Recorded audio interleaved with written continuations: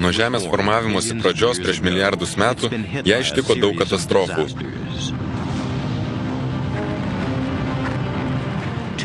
Prieš 250 milijonų metų didžiausi ugnikalnių įsiveržimai per planetos istoriją vos nesunaikino visos gyvybės Žemėje. Įvyko masiškiausias gyvybės formų išnykimas per pasaulio istoriją.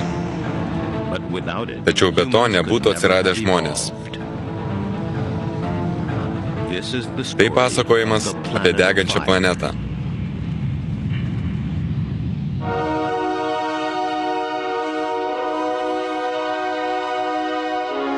Neišvengiamos katastrofos. Deganti planeta. Per pastaruosius 4,5 milijardo metų Žemėje vyko viena siaubinga katastrofa po kitos. Sunku apriepti grandiozinę praėjusių įvykių grandinę. Todėl įsivaizduokime Žemės istoriją kaip vieną parą.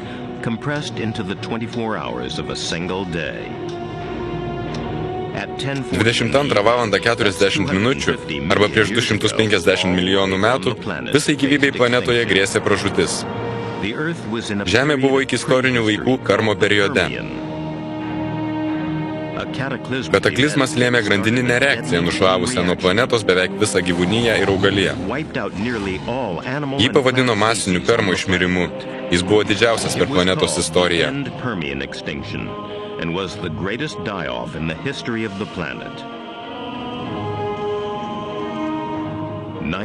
Išnyko 95 procentai visų gyvų sutvėrimų pasaulyje. Anot Pietų Afrikos Respublikos paleontologo Rodžerio Smito, tai buvo pati niūriausia Žemės valanda. Masinis permo išmirimas buvo tragiškas. Koks tai gali būti tragiškas masinis išmirimas? Nuo gyvybės atsiradimo Žemėje dar nebuvo katastrofos, dėl kurios per gana trumpą laiką būtų pražuvę 95 procentai gyvų sutvėrimų sausumoje ir jūroje. Išmirimas buvo katastrofiškas, pakeitęs visą evoliucijos eigą. Mes, žmonės, gyvename tik todėl, kad liko vos 5 procentai gyvų sutvėrimų. Jei būtų išlikę daugiau gyvūnų sugebėjusių prisitaikyti prie naujų sąlygų ir nepražūti per didžiąją sausrą, mes galėjome visai neatsirasti Žemėje.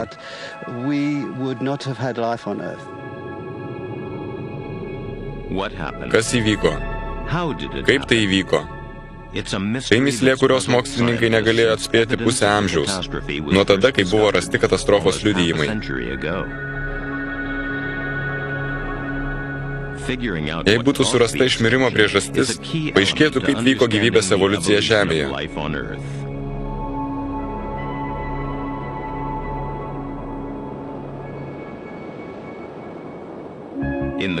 Karų baseine Pietų Afrikoje Smithas tyrė vietas, kur kažkada buvo prisiveisę daugybę dinozaurų pirmtakų. Prieš 250 milijonų metų šios vietos atrodė kitaip. Kalnų rajono krituliai maitino Misisipės dydžio upes, lėtai vinguriuojančias lygumose.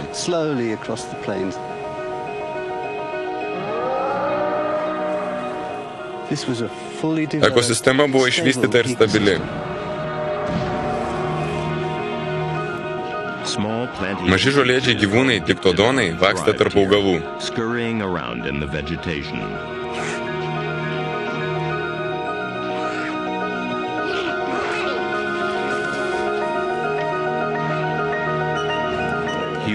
Po lygumas vaikščiojo bandos didelių žolėdžių, dicinodontai.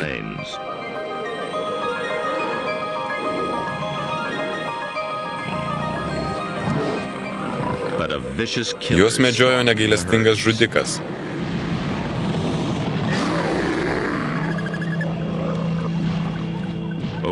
Likus 150 milijonų metų iki atsirandant tiranozaurams, pačiu grėsmingiausiu plėšrūnų Žemėje buvo Gorgonops. Ginkluoti rantuotais spendžiais suspaustais dantimis, šie žiaurūs gyvūnai buvo pagrindiniai senojo pasaulio plėšrūnai.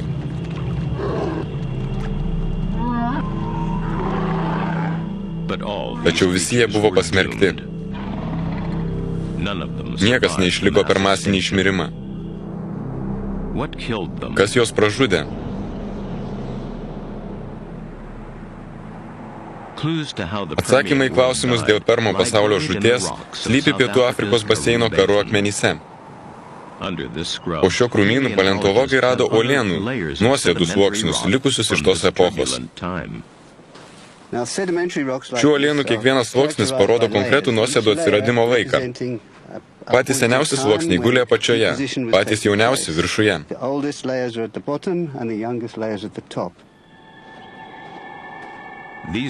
Šie akmenys primena laiko mašiną, gabenančią mus 4 milijardų metų atgal.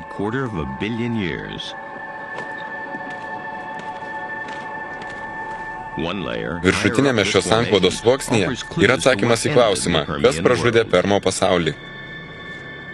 Mes sėdime ant paties Permo sluoksnio viršaus, o šis tarpas parodo, kad įvyko kažkas labai tragiško. Apačioje žali ir žaliai žydri akmenys, kas aiškiai parodo esant drėgmės. Akmenys padengti organinėmis liekanomis. Tačiau po šiuo sluoksniu yra kažkas visiškai priešinga. Netikėtai viskas pasidarė raudona. Tai rodo, kad buvo staigus džiūvimas ir įkaitimas.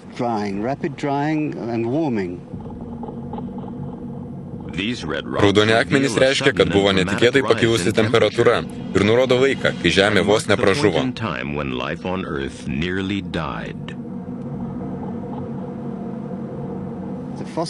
Fosilijos parodo, kad Žemėje beveik nieko nebeliko. Mes esame mirties zonoje. Gyvybė beveik nustojo egzistuoti. Ir ne tik čia. Mirties zonos, padengtos raudonais akmenimis, rastos visose pasaulio kontinentuose. Tai reiškia, kad prieš 250 milijonų metų klimato pasikeitimas ir masinis išmirimas buvo globalus. Kažkas milžiniško, planetos mastu, pakėlė 10 laipsnių temperatūrą Žemėje ir sunaikino beveik viską, kas buvo gyva pasaulyje.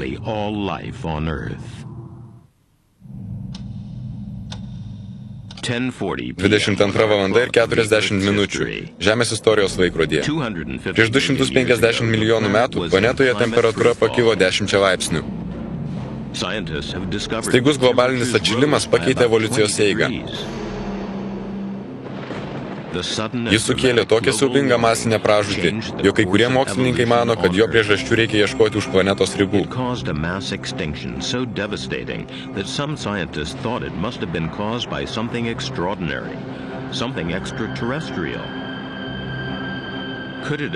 Ar tai galėjo atsitikti dėl nukritusio asteroido?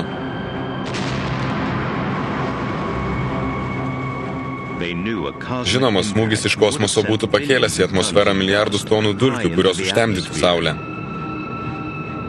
Nustotų augti augalai, nukristų temperatūra, būtų sunaikinta mitybos grandinė. Dėl nukritusio asteroido išmirimas turėtų tęstis dešimtmečius.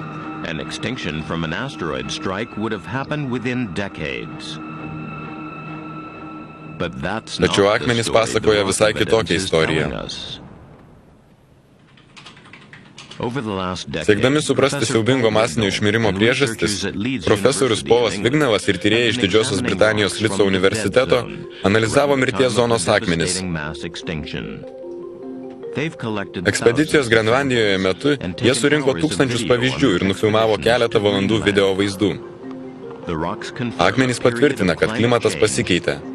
Be to mokslininkai nustatė, kad masinis išmirimas vyko tiek sausumoje, tiek jūrose. Jie pasiekė daugiau aiškumo. Masinis išmirimas paliko didžiausias per visus laikus organinės liekanas. Grenlandijoje mes surinkome daugiausia informacijos apie išmirimą, pačius įsamiausius duomenys apie tai, kas atsitiko tuo metu. So it provides us with an extremely detailed record of what happened, probably one of the best records of that time interval. Grenlandijos akmenys liudija prieš teoriją apie susidūrimą su asteroidu. Vienas pačių aiškiausių įrodymų, po susidūrimo išmirimas turėjo vykti labai greitai. Visi būtų pražuvę per keletą metų. Tirdami organinės liekanas, mes turėtume matyti staigų sunaikinimą, tačiau to kaip tik ir nerandame.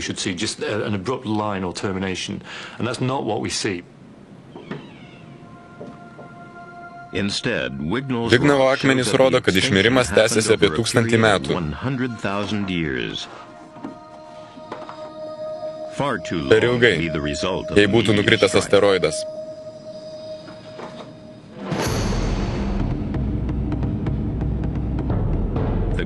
Grenlandijos ekspedicijos atradimas reiškia, kad katastrofiško išmirimo priežastis buvo kažkas kitas.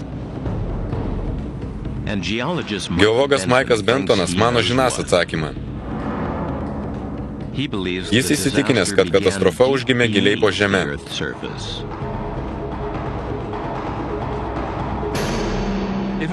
Jei tai ne asteroidas, lieka tai, kas akivaizdžiausia. Katastrofą inicijavo kažkoks ugnikalnio įsiveržimas, todėl reikia ieškoti jo įsiveržimo epicentro.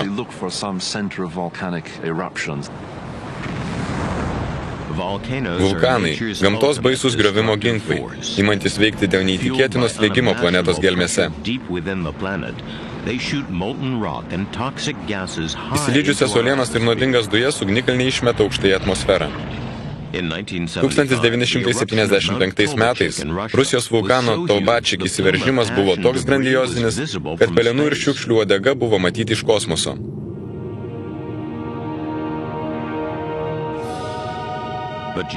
Tačiau geologai žino, kad prieš 250 milijonų metų ugnikalnių įsiveržimai buvo žymiai galingesni. Jų pasekmės aptiktos Rusijos rytuose. Šiandien, po amžinų įšalų vienoje nuo šaliausių žemės vietų, Sibire, guli įrodymai katastrofos, vos nesunaikinusios visos gyvybės. Didelės lavos srautų liekanos, formavusios niūrų landšaftą, žinomos kaip Sibiro trapai. Sibiro trapai, vulkaninis reiškinys, kuris dabar Žemėje nepastebimas, yra didžiausias ugnikalnis Žemės istorijoje. Senovės ugnikalnių įsiveržimai temdo bet kokius dabarties stebėjimus. Permo periodo pabaigoje Sibire po žeme susikaupė milijonai kubinių kilometrų magmos. Visas paviršius ėmė pūstis.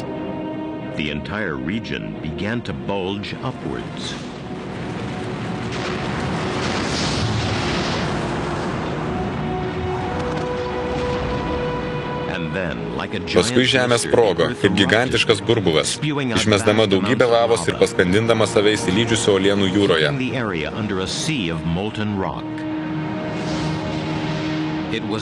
Šis ugnikalnio įsiveržimo būdas vadinamas trapu.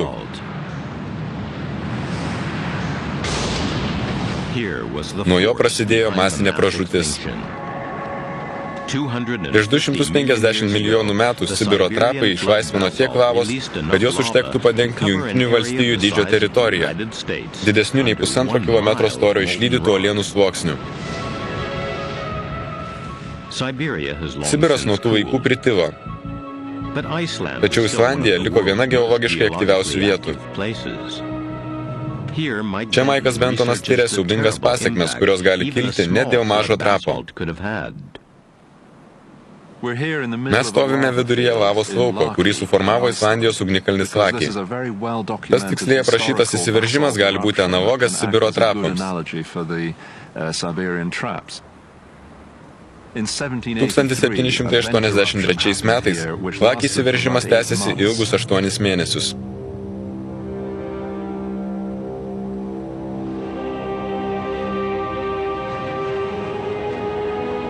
...27 kilometrų dydžio vulkano žiotys išmetė lavos fontanus į viršų daugiau nei kilometrą.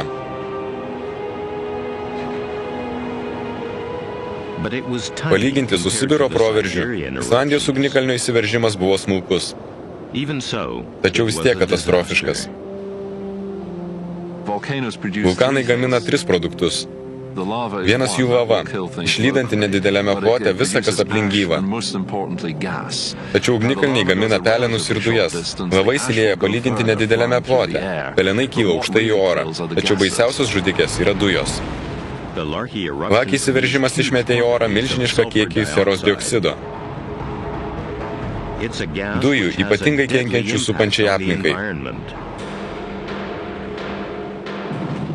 Atmosferoje susimaišiusios su vandens garais, šios dujos virsta sieros rūgštimi ir žemyn krinta rūgštieji lietūs.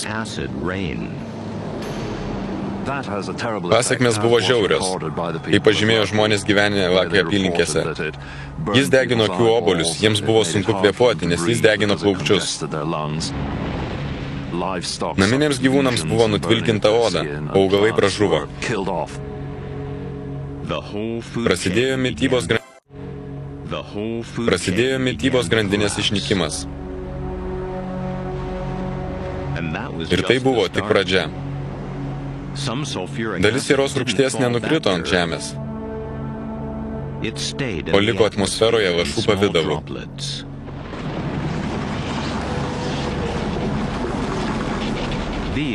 Jie nepraleido į planetą saulės šviesos. Žemės paviršius atšalo. Atšalimas dėl Lakio įsiveržimo buvo katastrofiškas ir užmušė daugiau žmonių nei sieros rūgštis. Po įsiveržimo žiemos buvo 2-3 metus šaltos ne tik Islandijoje, bet ir visoje Šiaurės Europoje. Buvo didelis nederlius, dėl kurio kilo masinis badas ir mirtys. Bentonas išanalizavęs Lakio proveržį, sužinojo, kad atšalimas dėl vulkano sieros dvideginio gali būti mirtinas. Jo veikimas turėjo pasekmes gyvenantiems už kelių tūkstančių kilometrų. Įsivaizduokite, kokie pražūtingi turėjo būti Sibiro trapai. Lakis vaidė dujas ir lavą 8 mėnesius ir padengė išlydytomis uolienomis 518 kvadratinių kilometrų.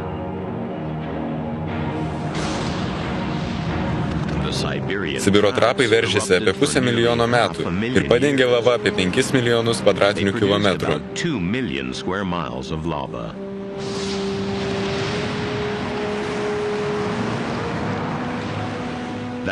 Tai yra apie 10 000 kartų daugiau nei Lakį. Naudodamas Lakį kaip pavyzdį, Bentonas pradėjo rekonstruoti grandinę įvykių, pavertus įsiveržimus Sibire globaliniu žudiku. Labiausiai tikėtina, kad įvykiai prasidėjo po masinių įsiveržimų Sibire, kai lava įsiliejo 1000 kvadratinių kilometrų, sunaikindama viską savo kelyje.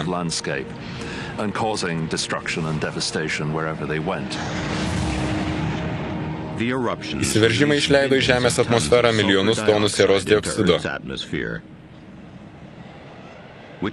Prasidėjo rūgštus lietus ir vulkaninės žiemos. Globali temperatūra pradėjo staigiai kristi.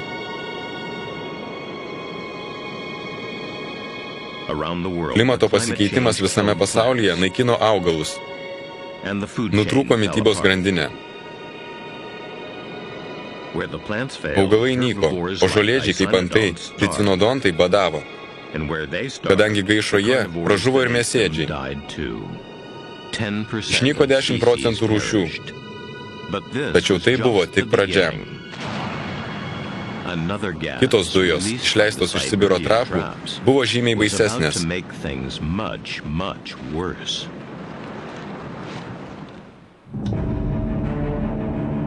Žemės evoliucijos laikrodis rodo 22 valandas ir 40 minučių. Tai yra laika prieš 250 milijonų metų. Ugnikalnių gigantiškų proveržių serija pavertė planetą chaosu. Sieros dioksidas, išleistas iš Sibiro trapų, sunaikino augalus ir gyvūnus. Didžiojoje Britanijoje paleontologas Polas Vignalas tyrė permo išmirimo aukų liekanas.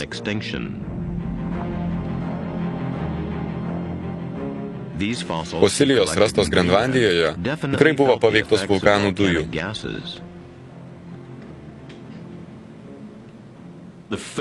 Pagal fosilijų išvaizdą galima spręsti, kad pirmiausia nyko augalai. Matome, kaip keitėsi augalų sandara. Pastebime, kad atsirado labai keistos mutavusios sporos.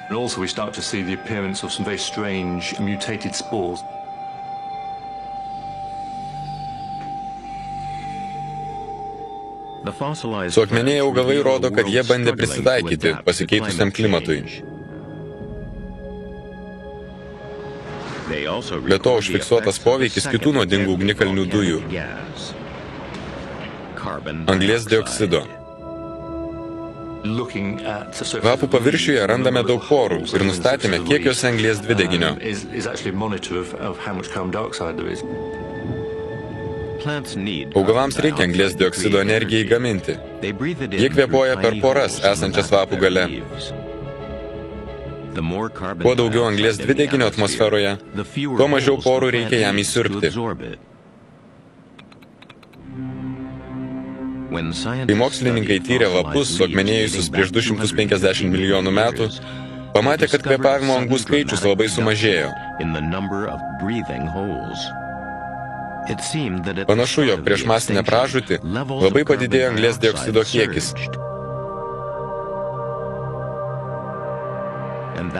Tai reiškia tik vieną. Sibiro trapams įsiveržus į atmosferą, pakliuvo milijardai tonų anglies dvideginio. Šios dujos ir tapo priežastimi, kad globalinį atšalimą pakeitė globalinis atšilimas. Mokslininkai paskaičiavo, ugnikalnių įsiveržimų metu anglies dioksido kiekis Žemės atmosferoje 20 kartų viršijo dabartinį lygį. To pakako, kad klimatas būtų ypatingai paveiktas. Globalinis atšilimas nutrūko nuo grandinės. Įsiveržus Sibiro trapams, globalinė temperatūra pakilo mažiausiai 5 laipsniais. Jos didėjimas vyko epizodiškai, kaip pulsavimas.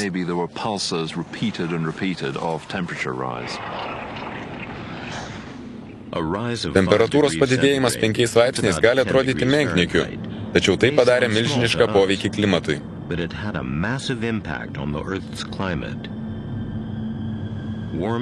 Žemės atmosferos atšilimas paveikė kritulių formavimąsi. Pakilus temperatūrai, ugnikalnių anglies dioksidas pakeitė planetos oro sąlygas. Pusiaujo zonoje tiesiog visiškai nustojo lyti. Pietų Afrikos karų baseine visiškai pasikeitė klimatas. Turtingos vandens lygumos tapo išdegintomis dykumomis. Paleontologas Rodžeris Smithas tyria, kaip toks staigus landšafto pasikeitimas paveikė karų gyvūniją ir ką tik atrado vieną aukų.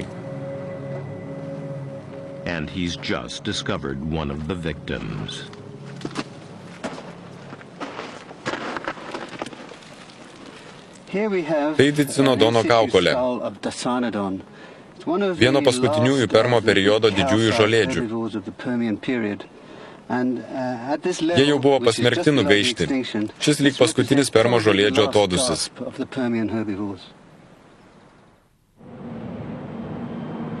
Globalus atšilimas reiškia evoliucinę vandenskyrą Žemės istorijoje.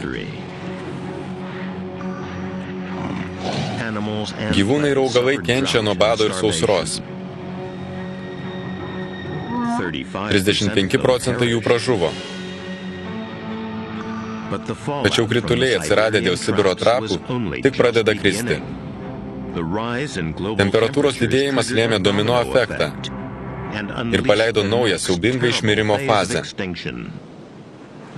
Šįkart vandenynuose.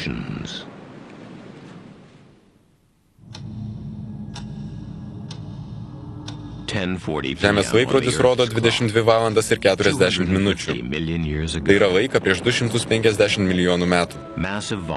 Didžiuliai vulkanų įsiveržimai išmetė į atmosferą sieros oksidą, sušaldžiusi planetą. Po to ją sušaldė anglies dvideginis.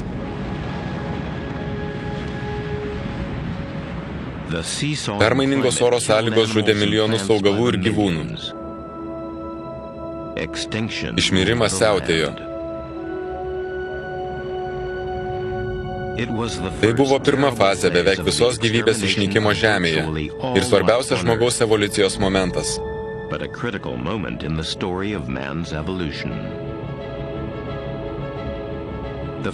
Gyvybė kabėjo ant plauko, tačiau ne visur.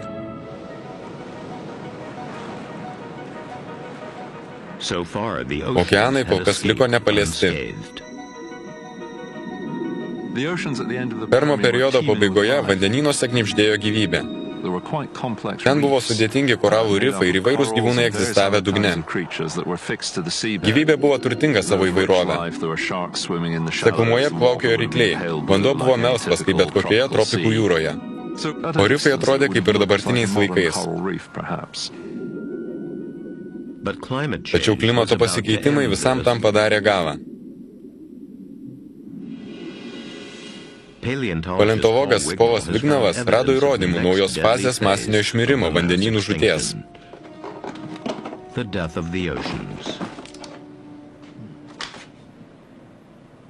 Tai puikus pavyzdys akmenų, rastų Grenlandijoje. Visų pirma, jie visiškai juodi. Tačiau pats svarbiausias įrodymas – puikus aukso spalvos kristalai paviršiuje. Tai piritas. Jį randa tik jūros dugne, kur nėra deguonies.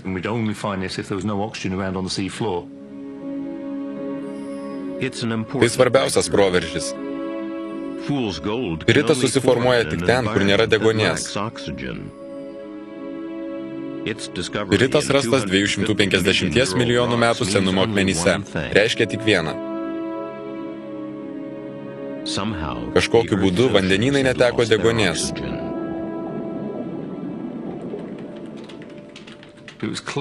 Tapo aišku, kad įvyko kažkas grandioziško, apie ką mes anksčiau nežinojome. Staigus deguonies išnykimas Permo periodo masinio išmirimo pabaigoje – išmirimo reiškinio naujiena. Mes supratome, kad gyvybė jūrose pražuvo kažkokiu mums dar nežinomų būdu.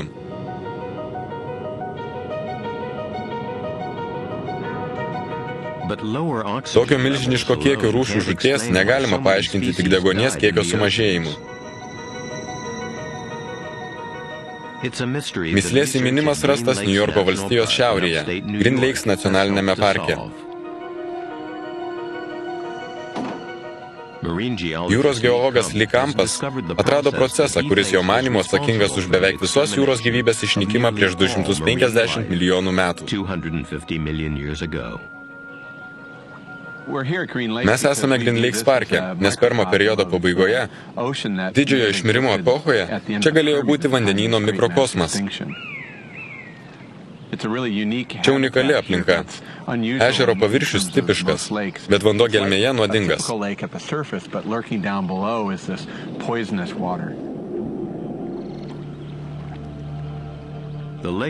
Ežero išvaizda įprasta, bet jo dugne mirtis, visai kaip Permo periodo okeanuose.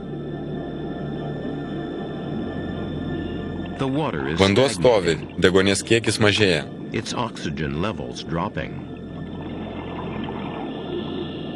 Pastaruosius 5 metus Campas ir Pensilvanijos universiteto narai nuolat stebėjo lėtą ežero mirtį. Jie dugne rado keistas kolonijas purpurinių sieros bakterijų. Organizmų egzistuojančių tik vandenyje, prisotintų labai nuodingomis dujomis, sieros vandeniliu. Jis šalutinis produktas gaminamas bakterijų esančių vandenyje, kur nėra deguonies. Kadangi deguonies tiek sumažėjo, jo galima teigti, kad jo visai nebeliko, organizmai nepakenčiantis deguonies ėmė daugintis ir gaminti šalutinį produktą sieros vandenilį, nuodingą visiems kitiems gyviems sutvėrimams. Sieros vandenilis svarbus ingredientas formuoti spiritui.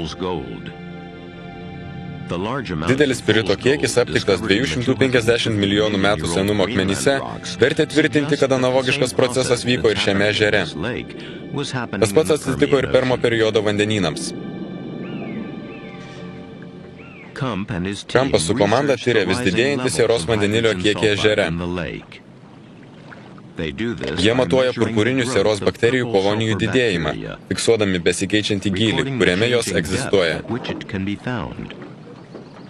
Tyrėjai sužinos rezultatą, kai išfiltruos rožinį vandenį. Mes ieškome rožinio vandens, nes jis parodo, kiek yra purpurinių sieros bakterijų. Toks vanduo pažymi vietas, kur daugiausiai šių bakterijų. Jei tokių mikroorganizmų daug, vanduo nusidažo rožinė spalva. Žemiau nuodingojo rožinio vandens sluoksnio deguonimi kvėpuojantis gyvūnai neišgyvena.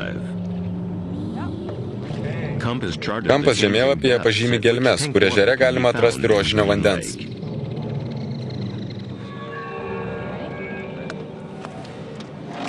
Tai jis. Supuvę kiaušiniai, bjaurus dvokas. Jis nustatė, kad deguonies kiekis ežere sumažėjo, sieros vandenilio kiekis padidėjo, o rožinis vanduo artėja prie paviršiaus.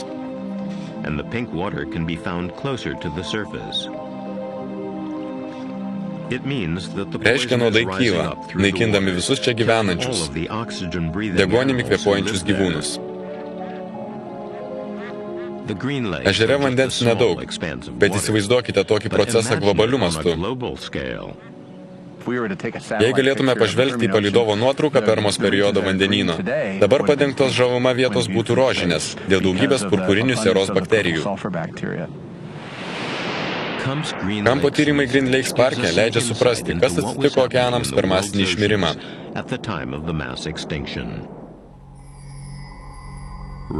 To periodo akmenys rodo, kad reiškinys buvo globalus. Vandenynai ir jūros duso be deguonies ir kaupė nuodus. Turėjo įvykti kažkas grandiozinio, kad išnyktų deguonis. Kas atsitiko? Green Lakes parke deguonis išnyko dėl stovinčio vandens, jam nustojus cirkuliuoti. Neseniai tyrinėtojai nustatė, kad prieš 250 milijonų metų taip pat atsitiko globaliu mastu.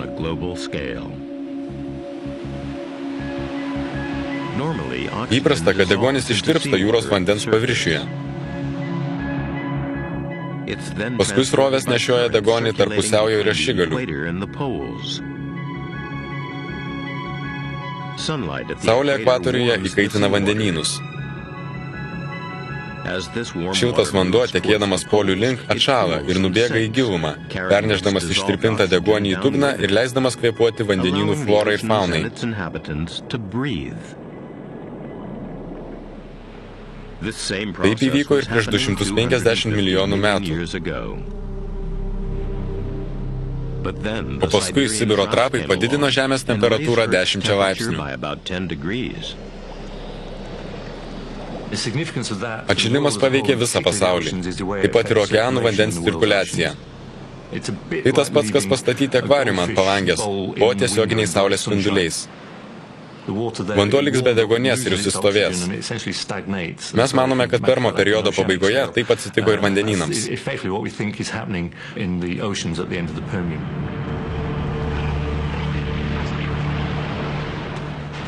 Tai verčia manyti, kad prieš 250 milijonų metų dėl vulkanų dujų kilęs globalus atšilimas įkaitino ne tik atmosferą, bet ir okeanus.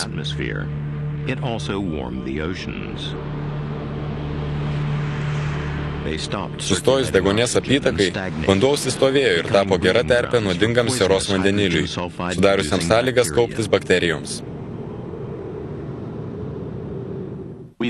Manome, kad atšilimas priežastis kaupti sieros vandeniliui okeanų gelmėse. Jo prisikaupė tiek, kad pakilo į paviršinius vandenynų sluoksnius, įstūmė deguonimi kvėpuojančius organizmus iš jų gyvenamos aplinkos, todėl jie nebeturėjo kur egzistuoti.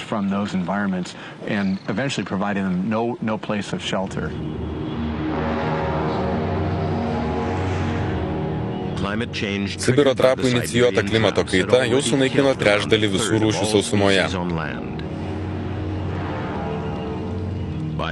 Temperatūros kilimas okeanuose lėmė visos jūrų gyvybės pražūtį. Tačiau tai buvo dar ne pabaiga. Vandenynų gelmėse slėpėsi kitas žudikas, nušvavęs nuo žemės beveik visą, kas gyva.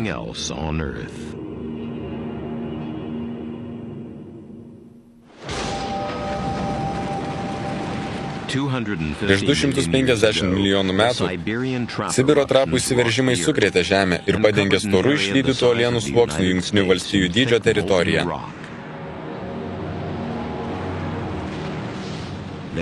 Jie paleido grandinę įvykių, sunaikinusių beveik visą, kas gyva žemėje. Dėl ugnikalnių sieros oksido atsirado rūgštus lietus, netikėtai stojo žiema. Po to anglies dvideginis taip pakėlė žemės temperatūrą, kad žlugo mitybos grandinė.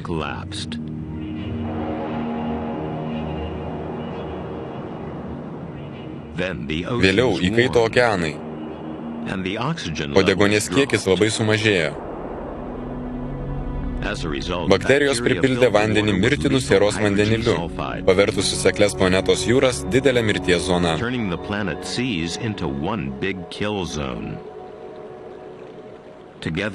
Visą tai per 50 000 metų 70% sumažino gyvūnų ir augalų populiaciją.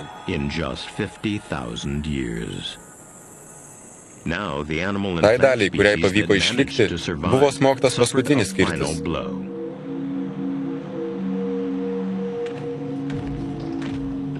Islandijoje geologas Maikas Bendonas ieško lemiamos išmirimo bangos įrodymų. Tai mįslė, kaip anglies dioksido koncentracijos augimas ir netikėtas temperatūros padidėjimas 5 laipsniais galėjo būti tokių katastrofiškų įvykių priežastimis. Staigus temperatūros padidėjimas 5 laipsniais negalėjo lemti tokių katastrofiškų pasekmių. Tokiai masiniai pražūčiai reikėjo kažko daugiau.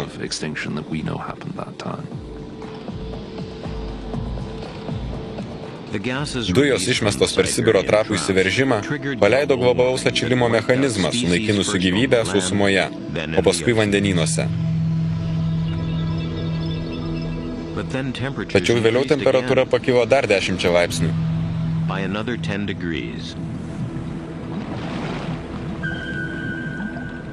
Rezultatas – katastrofiška antra išmirimo banga sausumoje. Mokslininkai žino, kad Sibiro trapų anglies dvideginis lėmė pirmą globalios temperatūros šuolį. Tačiau antrojo šuolio priežastis liko mįsle. Reikėjo rasti kažką galingesnio nei anglies dioksidas, kas galėjo pagreitinti globalų atšilimą.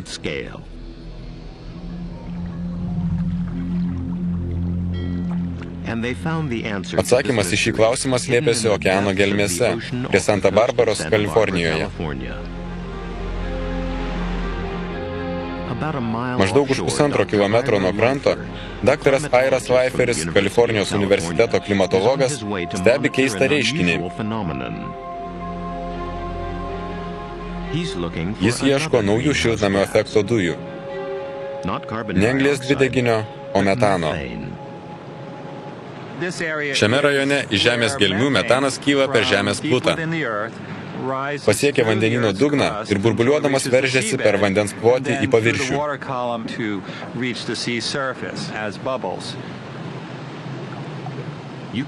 Stebėti burbuliavimą pakrantėse galima visoje planetoje.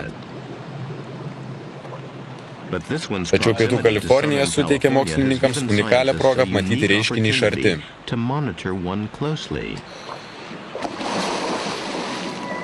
Nerdami į gilų šaltą didįjį vandenyną, Leiferio studentai renka metano pavyzdžius tiesiai iš Žiočių okeano dugne.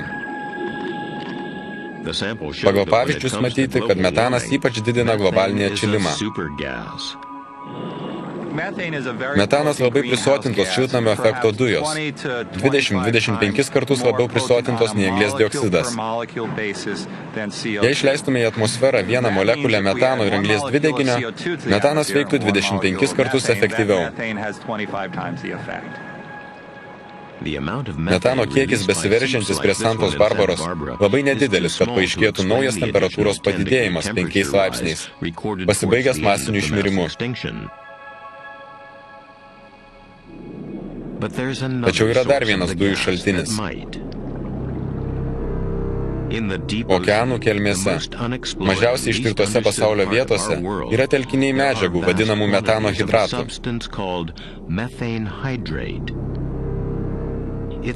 Tai metano dujos, sušalusios okeanų gelmių šaltame vandenyje. Šiandien manoma, kad vandenynų gelmių lede yra apie 30 trilijonų tonų metano. Jei jis pavirs dujomis, įvyks globalinė katastrofa. Leiferis mano, kad kaip tik tai atsitiko prieš 250 milijonų metų. Jei mes palygintume masinį išmirimą su siaubingiausiu genocidu ir paklaustume savęs, kas labiausiai įtartina, sąrašo pradžioje atsidurtų metano hidratas dėl jo kiekio ir gerai žinomo nestabilumo. And at the top of the short list is methane hydrates because of the vast size and their known instability. Sušalęs metanas ypatingai jautrus šilumai. Temperatūrai pakilus nors porą laipsnių, jis gali destabilizuotis ir paleisti tas galingas šiltnamio efekto dujas. Jei dėl kažkokios priežasties atmosfera įkais ir okeanas sušildys metano hidratą, paleistos dujos dar labiau įkaitins atmosferą, dėl ko didės temperatūra. O į orą paklius dar daugiau metano. Pozityvus atvirkštinio ryšio ciklas.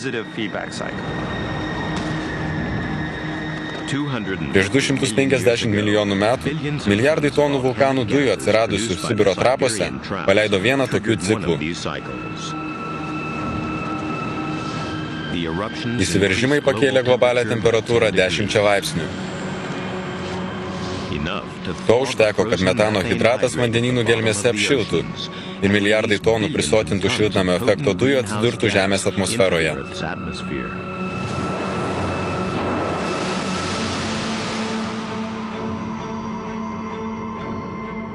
Temperatūra pakilo dar 10 laipsnių.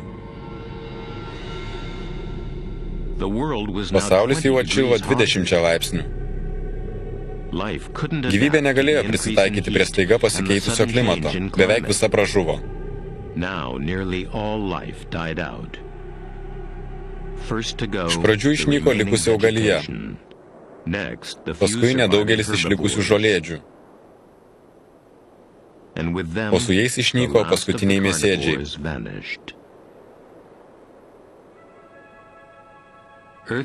Mitybos grandinė buvo ne tik pažeista, jos tiesiog nebeliko. Nepaisant serijos grandiozinių katastrofų, susiformavo nauja gyvybė, o galiausiai ir žmonės. Už savo gyvastį mes esame skolingi grupiai keturkojų didvyrių.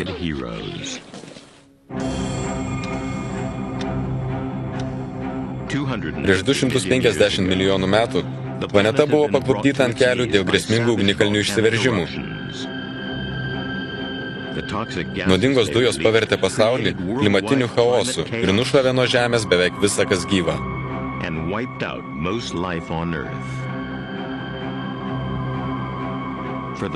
Neliko vilties išlikti planetoje vyraujančioms rūšims.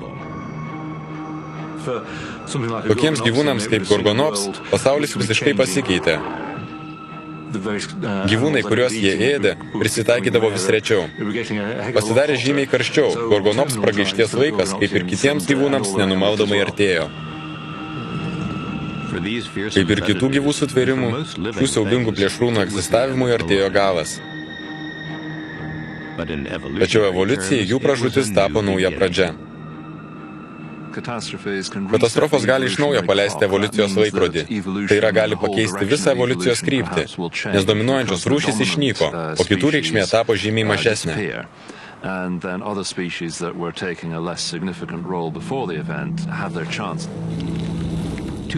Prieš 250 milijonų metų masinė pragaištis sudarė neįkainojamas evoliucijos galimybės nedideliems urviniams gyvūnams. Tai cinodontai. Jie buvo mėgstamiausias gorgonops grobis. Tačiau užsikasę po žeme, cinodontai būdavo priešams nebepasiekiami. Kai klimato pasikeitimas sudegino žemę, toks įprotis tapo dar naudingesnis. Gumbavaisiai ir šaknis, jų maistas bei skysčiai. Pietų Afrikos baseine Karu paleontologas Rodžeris Smithas padarė svarbų atradimą. Čia urvas išrastas ankstyvajame Triaso periode. Pagal fosilijas rastas uolos gale nustatėme, kad tai cinodontai.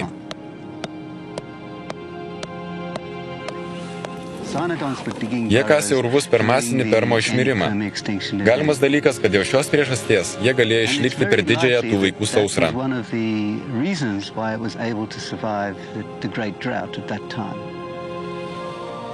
Po masinės pražūties cinodontai tapo viena vyraujančių naujojo pasaulio rūšių.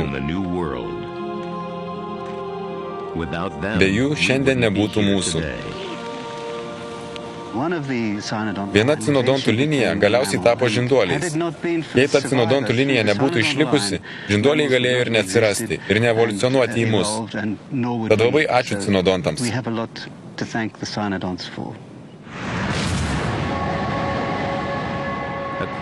Prieš 4 milijardo metų gyvybė atlaikė triuškinantį smūgį.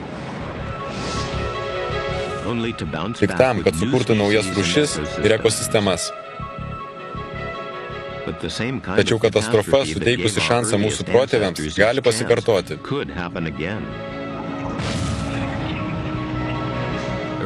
Tokie įsiveržimai kaip Islandijos ugnikalnio vakiai įvyksta maždaug kas 20 milijonų metų.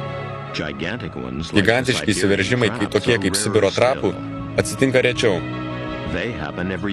Tačiau jie vyksta kartą per kelis šimtus milijonų metų. Jie gali nusiaubti Žemę, o žmonija net su visomis savo technologijomis negalės nieko padaryti. Įsiveržtų ugnikalnis toks kaip Sibiro trapai, neaišku, kiek žmonių galėtų save apsaugoti. Greičiausiai pasaulį sukrėstų masinės žūtys ir griūtys. Niekas nebebūtų saugus.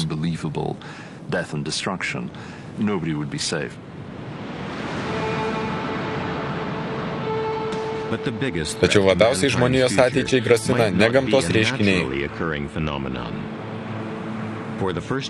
Pirmą kartą per istoriją vyraujanti rūšis Žemėje griauna trapią savo ekosistemos pusiausvyrą.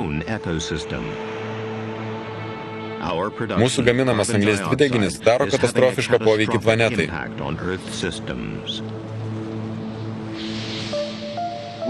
Per porą ateinančių amžių mes galime paleisti į atmosferą 2 arba 3 gigatonas anglies dvideginio.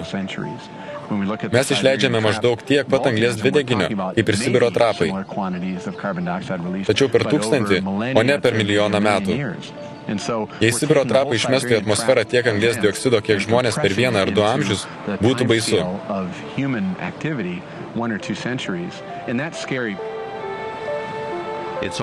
Planeta jau pradėjo kaisti ir mokslininkai bijo, kad globalinio atšilimo smagratis vėl įsibėgės ateityje. Kai vandenynų dugne guli daugiau nei 30 trilijonų tonų metano hidrato pavidalu, sprogimo grėsmė šiandien taip pat reali, kaip ir prieš 250 milijonų metų. Tačiau šįkart jo priežastimi galime būti mes. Esu įsitikinęs, jei mes ir toliau teršime pasaulį, įvyks katastrofa. Tai klausimas, kada? Permo periode įvykęs išmirimas tapo vienu iš kalbingiausių gyvybės evoliucijos istorijos skyriumi. Tuo metu vos nežuvo visa, kas gyva planetoje. Nedaug kas išlikę tapo mūsų tiesioginiais protėviais. Be masinio išmirimo turbūt nebūtų ir mūsų. Įgarsinta Baltikum televizijoje.